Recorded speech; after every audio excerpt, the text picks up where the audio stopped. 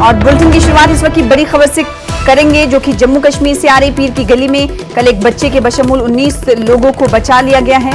Police army की team ने कल रात ऑपरेशन को अंजाम दिया। बर्फ में फंस गए थे ये लोग। चीन से लगी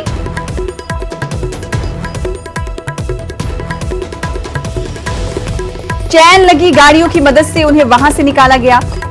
पोशाना पर बचाए गए लोगों को ग़िज़ा, दरकार अशिया भी मुहैया कराई गई। तो इस वक्त की बड़ी खबर आपको जम्मू कश्मीर से दे रहे हैं। पीर की गली में कल एक बच्चे के बशमूल 19 लोगों को बचाया गया है।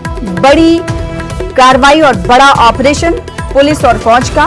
पुलिस और आर्मी की टीम ने कल रात ये ऑपरेशन अंजाम दिया। बर्फ में ये लोग फंस गए थे।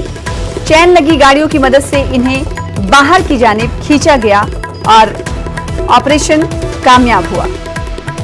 पोशाना पर बचाए गए लोगों को ग़िज़ा दी गई, दरकार अशिया भी इन्हें फराहम की गई। तो इस वक्त की बड़ी खबर आपको जम्मू कश्मीर से दे रहे हैं, जहां पर पुलिस और फौज की मुश्तरका कार्रवाई ने कल रात ऑपरेशन अंजाम देते हुए बर्फ में फंसे लोगों को चैन से लगी गाड़ियों